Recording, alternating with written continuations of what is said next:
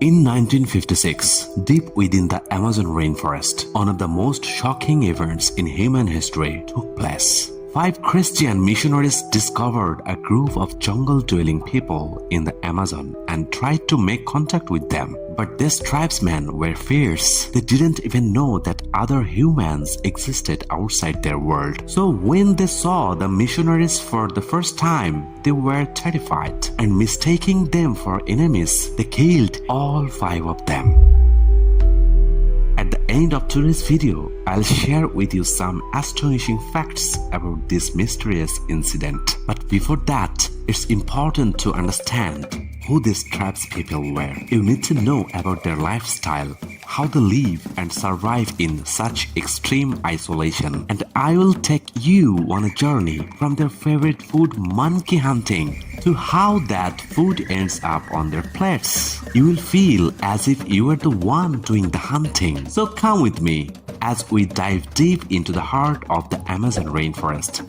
And don't forget to subscribe to our channel so we can continue helping you expand your knowledge about this incredible world.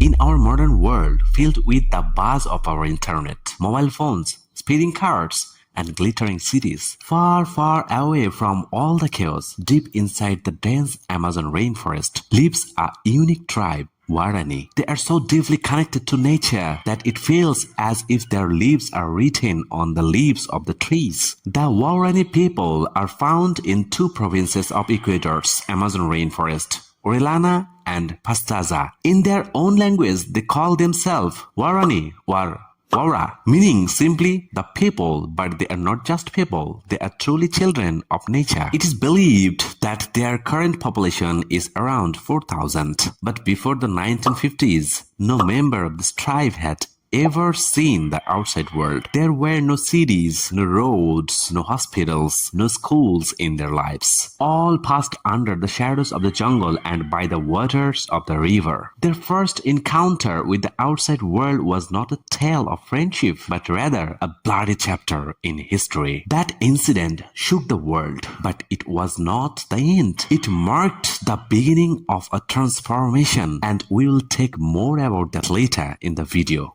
The life of the Waorani tribe is like a moving forest. The hands of the clock do not tick. Time is measured by the rise and fall of the sun, the flow of the river's water, and the rustling of the leaves. The Waorani live deep within the Amazon, in places where the outside world has never set foot. They live together in small groups known as Nemo. Each Nemo is a community, a circle of family, relatives, friends, and a bond forged through shared experiences. Their homes are not the modern buildings we know. Instead, they are open hearts made from tree trunks, bamboos, and leaves. There are no walls around these homes because for the Warani, nature is their wall, nature is their roof, and the wind is their window. Their entire life depends on nature. Food, water, medicine, everything is found in the jungle. They hunt, but it is only for sustenance. If they don't find anything, they wait in hunger. Their main weapon is a long blowgun made from a special type of wood. The darts are coated with poison called curare. This curare poison is made from tree bark, the sap of specific trees, and the essence of insects. With the poison,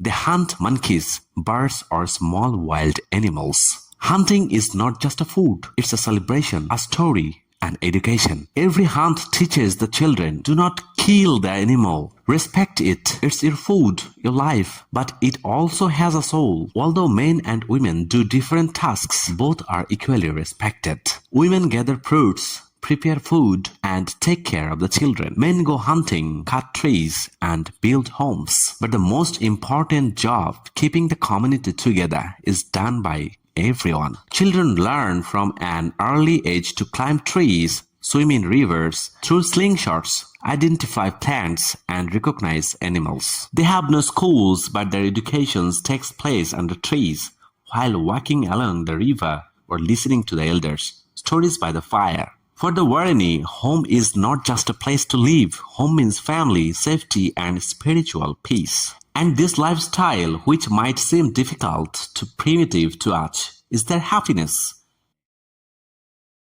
The language of the Warani tribe is mysterious, melodious sound. Its name is Waorani. This language has never existed in a written form. There are no books, no grammar texts, no dictionaries. Their language is purely oral, alive only through the voice. There are words that have no direct translation in English or any other language. For example, Mimi Aimo Obewene means I'm a child, but I'm a friend of this world, of water and trees too. This language is not just for communication. It is the way the Warani speak with nature, understand the river's current and read the signs in the wind. The elders sit by the fire in the evening and tell the children and young ones the stories of their ancestors, how they first learned to hunt, which leaves cure fever, which insects bite leads to death.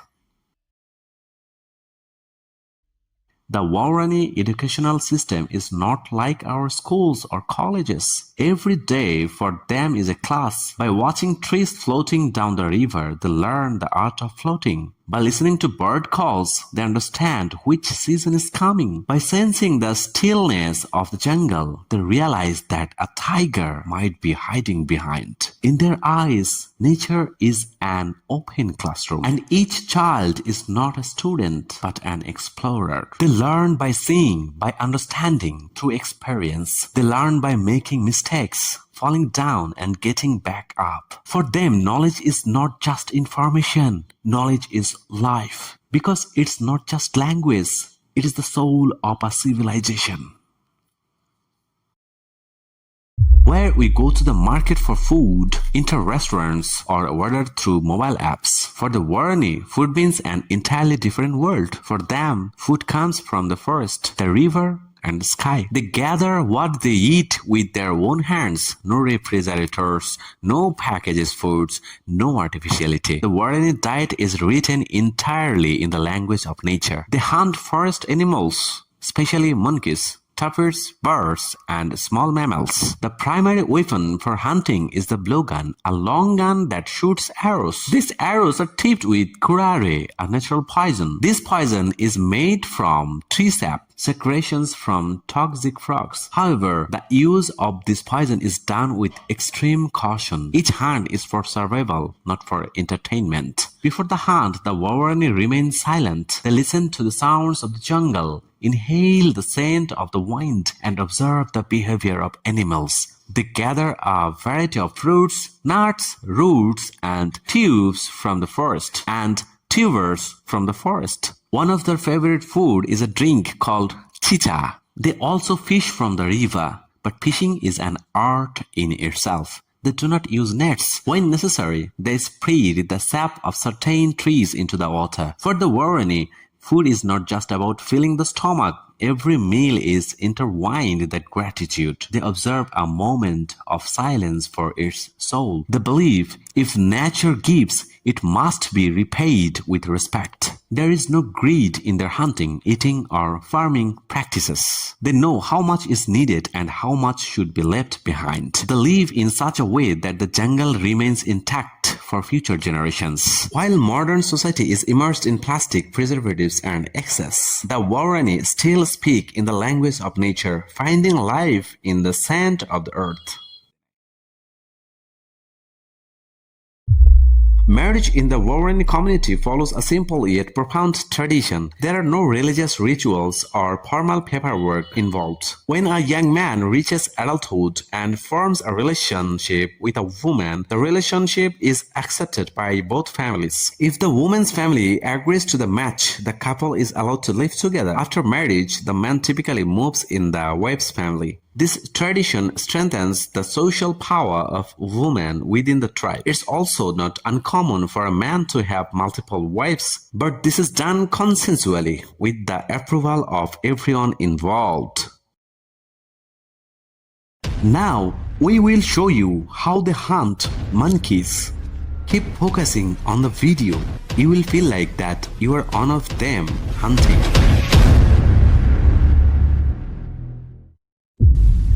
It's raining, but there is no choice but to go hunting. The preparation for the hunt begins with collecting poisons from a tree's bark. The poison called curare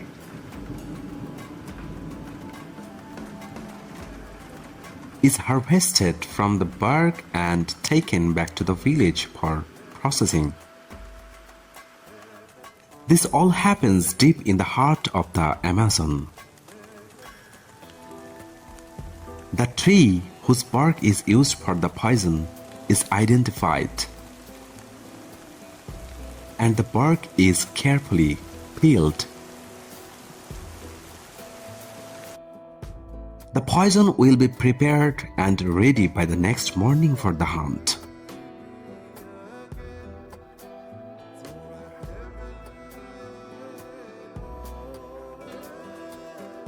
A 15-year-old girl who is 5 months pregnant is helping with the preparations. She is part of the tribe where young marriages and having children early is common. They do not use birth control and children are born naturally. As the poison is being prepared, the tribe engages in a celebration. They make a special drink called chicha. To make it, they need a root known as cassava, a type of the tuber that grows underground. Cassava is gathered and the women prepare it while the men focus on making the poison. The poison is filtered and thickened, then applied to the tips of darts.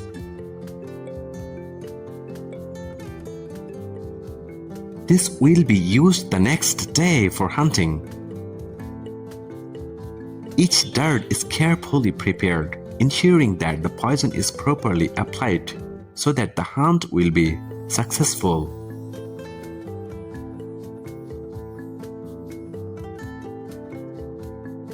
The tribe also makes chicha, a fermented drink that is a crucial part of the life. The cassava is chewed, spat out, and let to ferment with bacteria, turning it into an alcoholic drink. Without this chicha, the tribe wouldn't be able to survive, and they enjoy it before heading out for the hunt.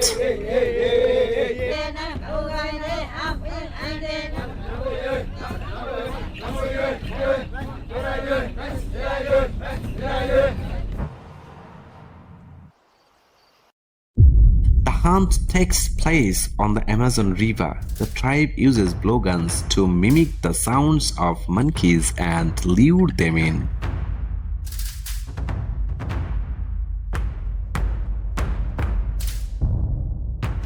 They listen carefully.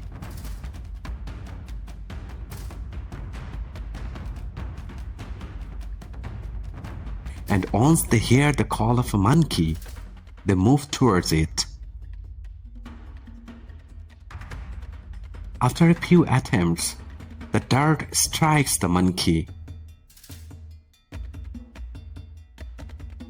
Poison quickly takes effect.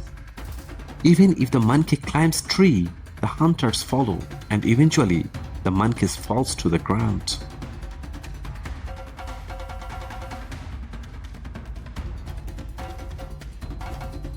The hunt is successful, and now it's time to prepare the monkey for a meal.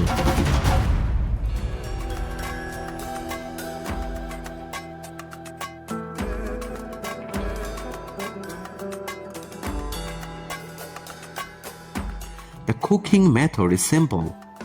They roast the meat over a fire. There are no pots or spices, just roasting and eating the meat as it is.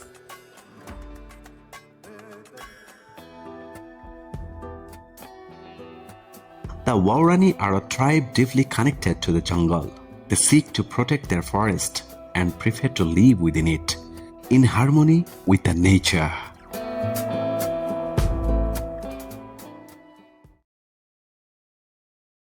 At the beginning of the video, I mentioned the 5 missionaries who were killed by the ancestors of the Warani tribe. After their deaths, a remarkable story unfolded, which has become one of the most thrilling in history. A few days after the tragic incident, the wives of the 5 missionaries decided to go back to the same village, risking their lives. One of them, Steve Saint, the son of one of the missionaries, accompanied them. Upon seeing the women and children, the tribe didn't after they react killed my dad aggressively. and Jim and Pete and Roger and Ed, then why would my aunt, Jim Elliott's wife, why would they then want to go in and live with the same people? Well, They allowed them to enter the village, and from there, various events began to unfold. In a separate video, we would like to share the full story of how these 5 Christian missionaries were killed, why their wives and children decided to return to the village, and what happened to them. It's a huge event that will shock you when you hear it. Let us know in the comments if you would like to see that video.